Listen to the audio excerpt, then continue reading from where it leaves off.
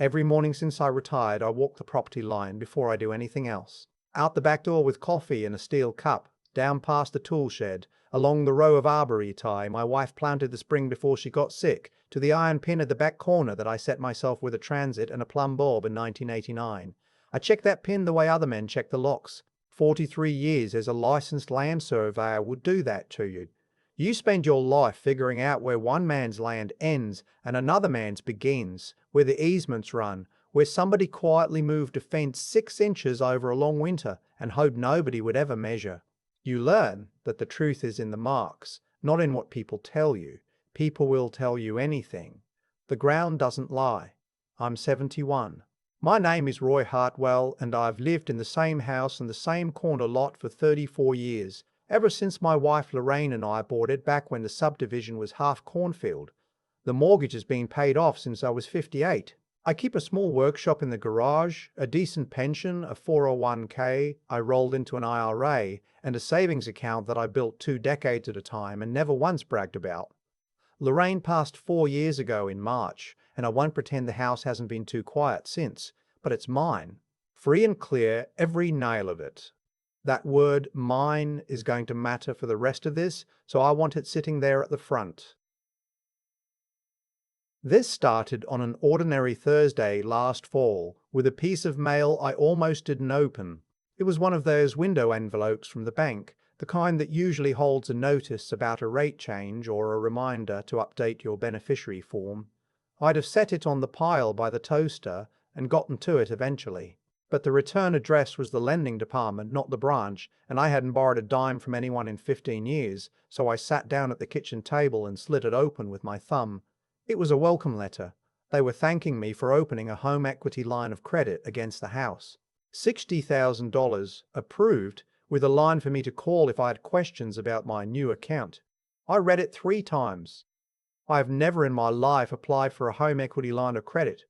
I'd sooner burn the deed than borrow against this house. I sat there with the letter flat on the table and my coffee going cold, and the first thing I felt wasn't panic. It was that particular stillness I used to get standing over a survey that didn't close. When the numbers don't add up and you know before you found it that somebody made an error, or somebody lied. The current in your chest goes very quiet and very cold. I did not call the number on the letter. Instead, I drove to the branch the next morning, in person, and asked a young woman at the desk to pull up everything on every account I had with them. She was kind about it. She printed out statements going back 18 months, and I sat in one of those little glass-walled offices and read them like a survey of my own life, line by line, and I found the fence that had been moved. There were transfers. Small ones, at first, going back about 10 months, 200 here, 400 there, out of my checking and into an account I didn't recognize. Then bigger, 1,000, 1,500. A check written to a contractor I'd never hired, and the new line of credit, the HELOC, had already been drawn down. $11,000 of it, gone, in 2 withdrawals, the most recent one 9 days before. Whoever did it had used a durable power of attorney to do it. And I knew exactly when I had signed one of those because there was only one time in my life I ever had. The previous winter, my daughter and her husband had come over on a Sunday with a folder and a worried look. My daughter is 44, she's my only child. Her husband works in what he calls wealth management, which as far as I can tell means he sells annuities to people his age and golf stories to people mine. They sat at this table and told me they loved me and that they'd been reading about what happens to people my age if they have a stroke or a fall and there's no one authorized to step in. What if I were in the hospital and a decision had to be made? Wouldn't it be smart, just in case, to have something in place? My son-in-law had brought the forms already filled out. He had a notary friend who could come by. He was so reasonable about it. He used the words, just in case, maybe 9 times. I signed it. God help me, I signed it. I'm a man who reads every line of a property description, who once spent a whole afternoon arguing with the county clerk over a misplaced comma in a deed, and I signed a durable power of attorney across my own kitchen table without reading past the first page, because my daughter was sitting there with tears in her eyes, telling me she just wanted to be able to take care of me. I trusted her. She was my girl. I taught her to ride a bike on the sidewalk out front. You don't measure twice when it's your own child holding the other end of the tape.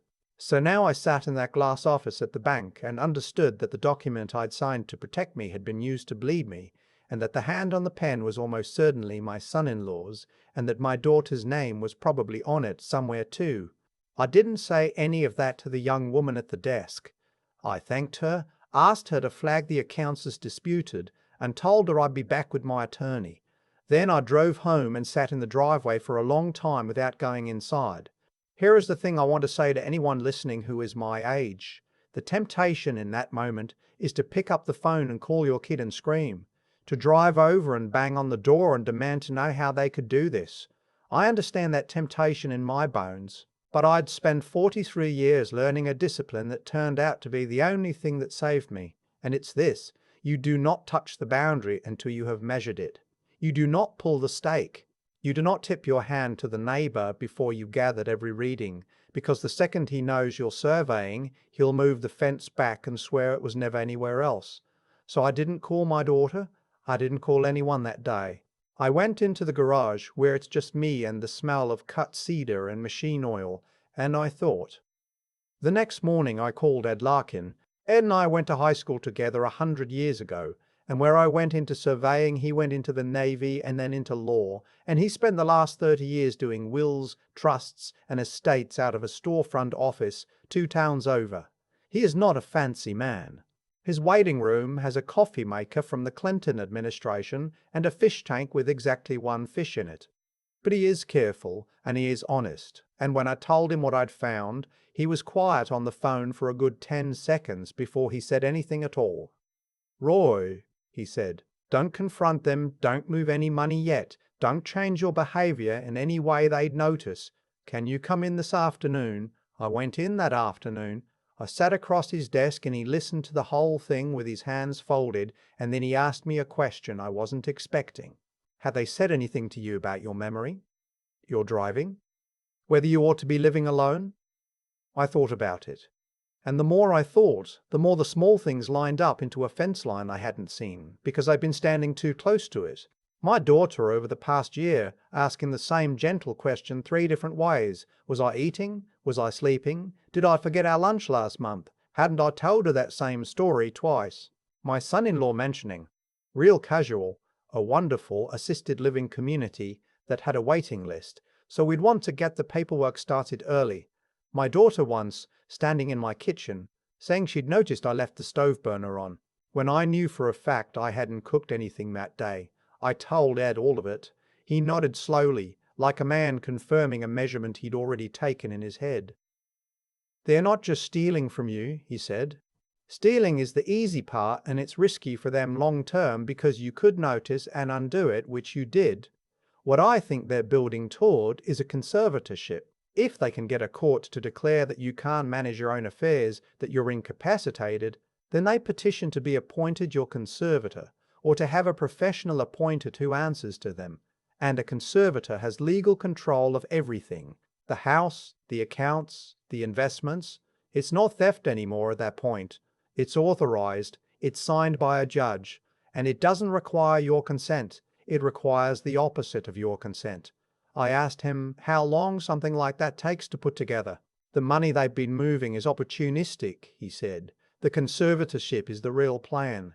For that they need evidence of incapacity, a doctor's letter, a pattern, statements from family members about your confusion.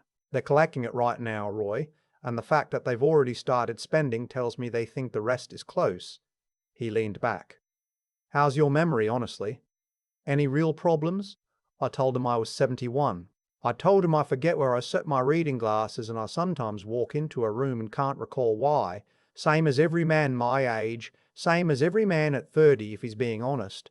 But I could still recite the bearings and distances of my own back property line from memory, and I'd just spent 2 hours reading 18 months of bank statements and catching every transfer down to the dollar. Ed almost smiled. "Then you're not incapacitated," he said. "You're a lucid, competent adult who's being robbed by people who are betting that a courtroom will believe them over you because they're younger and you're old. And here's what we are not going to do. We are not going to play their game by pretending. I've had clients want to fake confusion to lure the other side in, and I tell every one of them, no. You don't have to perform anything. You don't have to trick anyone into a crime. They are already committing the crime. They are already committing the crime.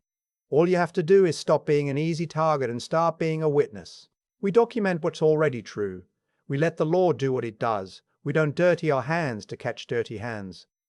I have thought about that conversation a great many times since.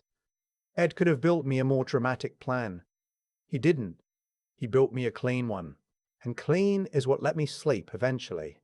Over the next 3 weeks, here is what we actually did, and I'm going to be specific about it, because if even one person hearing this is in the spot I was in, the specifics are the whole point. First, Ed revoked the durable power of attorney. Quietly. He prepared a formal revocation, I signed it, and he had it served on the bank, on the brokerage, and recorded with the county. But we waited to serve a copy on my son-in-law until the last possible moment, so they wouldn't know the floor had dropped out from under them. The day the bank received the revocation, that POA was dead. Every authority it had given anyone over my affairs was gone. My son-in-law just didn't know it yet. Second, we moved the real assets out of reach. Ed had been after me for years to set up a revocable living trust, and like a fool I'd kept saying I'd get to it. Well, I got to it. We retitled the house into the trust.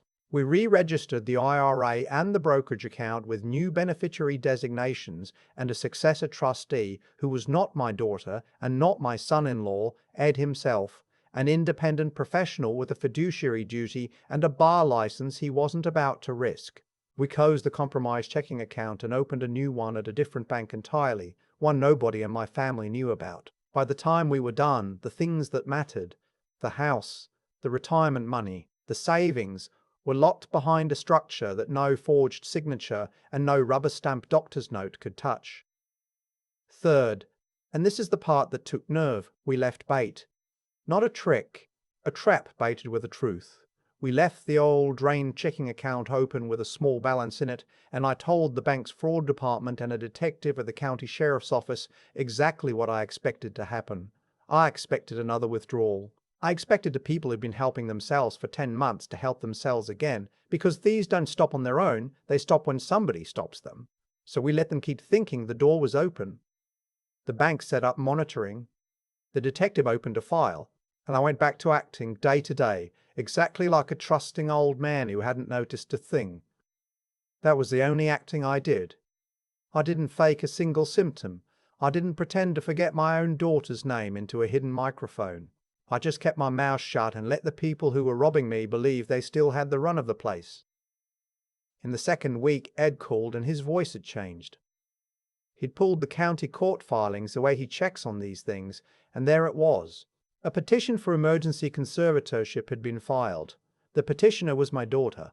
It claimed that I was suffering from significant cognitive decline, that I was a danger to myself, that I had left the stove on and forgotten to pay bills and gotten lost driving home from the grocery store, none of which had ever happened, and it asked the court to appoint a conservator at once, on an emergency basis, before I could even be properly notified. Attached to it was a letter from a physician. The letter described an examination with a date of a patient me and concluded that I lacked the capacity to manage my financial and personal affairs. I had never met this doctor. I had never been examined by anyone. The date on the letter was a Tuesday. I'd spent the entire day restaking a neighbor's lot line as a favor, with 2 witnesses and a receipt from the lumberyard to prove it. Ed looked the doctor up. The man had let his license lapse in another state after a board inquiry into his evaluations for disability and insurance claims, the kind of doctor who'll write whatever the check is for. He had no active license in our state at all. The letter was worth less than the paper except as evidence of exactly what it was, a fraud committed on a court of law. I sat in Ed's office and looked at that petition with my daughter's signature on the bottom of it, and I want to tell you what I felt, because I think people expect rage, and the truth is stranger than rage. I felt like I was looking at a surveyor property I thought I knew, and the lines didn't match the deed, and slowly I understood that the lines had been wrong for years and I'd been the only one who couldn't see it. I thought about my daughter at 6, asleep in the back of the truck on the way home from the lake, her face mashed against the seatbelt. I thought about walking her down the aisle. I had paid for that wedding. I had cried at that wedding. And here was her name on a sworn document telling a judge her father was too far gone to be trusted with his own checkbook so that her husband could finish draining what they'd started. "What do we do?" I said. Ed said, "We let them file. We let them think the doctor's letter is going to carry the day, and then we walk into that hearing with the truth, all of it, in one stack. We don't warn them. We don't argue with them in advance. We let them stand up in front of a judge and repeat the lie under oath, because that's where a lie becomes a crime they can't take back." We had 3 weeks until the hearing, and in the middle of those 3 weeks, my son-in-law took the bait. I'd told my daughter on the phone, real casual, that I was going to drive up to my late wife's sister's place in the next state over for a long weekend. Lorraine's sister had been after me to come visit since the funeral, and it was true, and it gave me a clean reason to be 180 miles away with witnesses on both ends. I made sure to mention I'd be gone Friday through Monday. I said I was looking forward to getting out of the house. I said the kind of thing a man says when he has no idea anything is wrong. I did go. I packed a bag. I drove up Friday morning, and I spent a genuinely good weekend with my sister-in-law eating too much and looking through old photographs, and the whole time my phone sat on the kitchen counter up there because the detective had asked me to stay reachable but otherwise out of it. Saturday afternoon, while I was up north, my son-in-law walked into a branch of my old bank with the durable power of attorney, the one that had been revoked 9 days earlier without his knowledge, and attempted to wire $42,000 out of accounts that no longer held it, into an account in his own name. The teller's screen flagged the POA as revoked. The fraud department, which had been waiting for exactly this, was on the line within minutes. They kept him at the counter on a pretext, asked him to wait while they resolved a system issue, and the whole time the cameras over the teller line recorded a man in a quarter-zip pullover presenting a dead legal document to steal from his wife's father. The detective told me afterward that my son-in-law got impatient and left before they could detain him, which didn't matter at all, because by then they had him on video, on the wire request, and on the bank's records, presenting a revoked instrument with intent to defraud. They had everything. He'd signed his own name to it. They arrested him the following Tuesday morning. They arrested my daughter that afternoon, at her office, on the strength of the conservatorship petition she'd sworn to and the fraudulent doctor's letter she procured to support it. The charges were not small. For my son-in-law, financial exploitation of a vulnerable adult, forgery, attempted theft and uttering a fraudulent instrument. For my daughter, financial exploitation, conspiracy and fraud upon the court for the petition and the bogus medical letter she'd submitted under penalty of perjury. The doctor, and I used the word the way you'd use it for a man wearing a stethoscope as a costume, got referred to a different set of authorities entirely. Ed told me that practicing medicine without a license and manufacturing a sworn evaluation for a court filing tends to draw interest from people who carry federal credentials, and that wherever it landed for him, it didn't land soft. The conservatorship petition was dismissed with prejudice. That phrase, "with prejudice," means it's not just thrown out, it's thrown out so hard it can never come back. The judge, I'm told, did not enjoy reading what had been submitted to her court. I won't tell you the months that followed were clean or quick or easy. They weren't. There were lawyers and continuances and a victim impact statement I rewrote 11 times and never did read out loud the way I'd practiced. There was a morning in a courthouse corridor when my daughter passed within 10 feet of me, in a grey suit I think she bought for the occasion, and she looked at me for about 1 second and then looked at the floor and kept walking.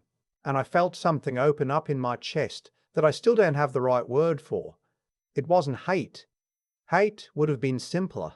It was closer to the feeling you get standing on a piece of land where a house used to be and the foundation's still there in the weeds, and you can see the shape of all the rooms. They both took pleas in the end. My son-in-law got a sentence with real time hanging over it, a suspended term, a long stretch of supervised probation, a felony on his record that ends a career in wealth management the way a felony tends to, and a restitution order for every dollar he'd taken plus the bank's costs. My daughter took a separate deal, probation, a fraud conviction, several hundred hours of community service, and a no-contact provision that, to be honest, I requested and then grieved. The marriage didn't survive the arraignment. I heard about that second-hand and felt nothing I could name. When it was over, I changed the locks. I'd already changed the legal ones. This was just the brass. I sat in the new revocable living trust the way you sit in a well-built house in a storm, and I was grateful to Ed every single day and ashamed of myself a little too for all the years I'd waved him off. Because here is the truth I learned the hard way, and the one thing I most want to leave with you. The trust, the revocation, the independent trustee, the clear paper trail. That's what stopped them. Not my cleverness, not luck. The structure. If I'd set it up 3 years earlier the way Ed kept telling me to, that durable power of attorney would never have had a thing to grab. So I'll say it plain, the way I'd say it to a man on a job site. If you're getting on in years and you own property and you've got people around you who started watching your accounts a little more closely than feels comfortable, do not wait. Go find an attorney who does estates and elder law for a living, not the fellow who handled your fender bender. Set up a revocable living trust. Name a successor you trust with your life, and if you're not sure you have one in the family, name a professional who'll lose their license if they cross you. Be careful. Be so careful what you sign across your own kitchen table, even when the person asking has your grandmother's eyes. A durable power of attorney is a loaded thing. Treat it like one. Keep your important papers somewhere a family member can't quietly walk off with them. A safe deposit box, a fireproof safe with a code only you and your lawyer know. None of this is morbid. It's the opposite of morbid. It's what lets you stop worrying and go back to walking your property line in the morning with your coffee, which I still do. Every day. About 4 months after the arrests, the woman who delivers my mail mentioned that a brother's dog had a litter nobody'd claimed and would I want to come see them. I almost said no. The house had gotten about as quiet as a house can get, and I'd been spending too many evenings in my own head, going back over the survey, looking for the year the line first went wrong, knowing I'd never find it. I went mostly to get out of the chair.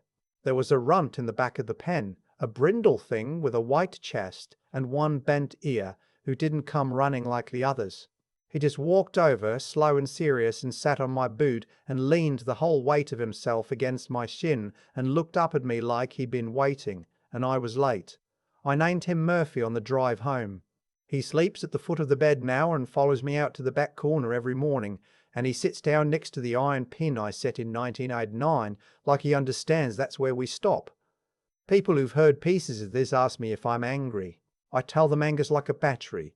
It'll run the lights for a couple days and then it's just dead weight you're hauling around. What I carry instead is more like grief. And grief for something I'm not sure ever fully existed. A version of my daughter. A version of the whole arrangement of my life that maybe I built out of hope instead of measurements. A surveyor's worst mistake is to assume the corner's where the last guy said it was instead of going and finding it himself. I assumed. For decades I assumed. The ground was telling me something for at least a year before I bent down and read it. I moved Lorraine's photograph from the hallway into the kitchen, where I can see it from my chair at the table. She's squinting into the sun in that one at a fishing dock up north, the summer before the kids were born. There was only ever the one kid. That I still think of it as before the kids the way you think of the time before a thing as wider than it was. I don't talk to the picture. I'm not built that way. But I'll look at it mornings while the coffee's going. The arbor vitae she planted have grown taller than the fence now. The iron pins still in the back corner where I drove it, true and tight, exactly where the deed says the world stops being mine and starts being somebody else's. I check it every day. Murphy waits while I do. And then we walk back up to the house. My house, free and clear, every nail of it. And the light comes through the kitchen window at that low full angle and lands on the table. And I sit down with my coffee, and the dog leans on my boot. And I am, if not all the way to peace, at least standing on solid ground that I have measured myself and know to be exactly where it ought to be. The thing I keep coming back to on the quiet mornings is that none of this happened all at once. A property line doesn't move in a single night, Somebody nudges it an inch one winter, an inch the next, and they count on you never bending down to read the pin. That's what my daughter and her husband counted on. They counted on a tired old man who trusted the people he loved more than he trusted his own 18 months of bank statements. And for a while, they were right about me. I signed that power of attorney without reading it because I let affection do the measuring, and affection is a terrible surveyor.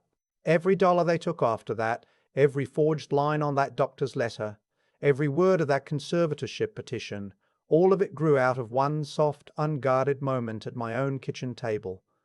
Causes have children. They always do. But the same law that let them dig the hole is the law that filled it back in. The day I stopped reacting and started measuring, the day I drove to the bank instead of to my daughter's house, every move after that ran true. Calling Ed instead of screaming, revoking the document quietly instead of waving it in their faces. Building the trust I'd put off for years. Each careful choice closed the survey a little tighter, until there was nowhere left for a forged signature to hide. If I've learned anything worth handing to a younger man, it's that 3 things have to travel together, or they're worth nothing apart. You need to keep your hands clean even when the other side won't.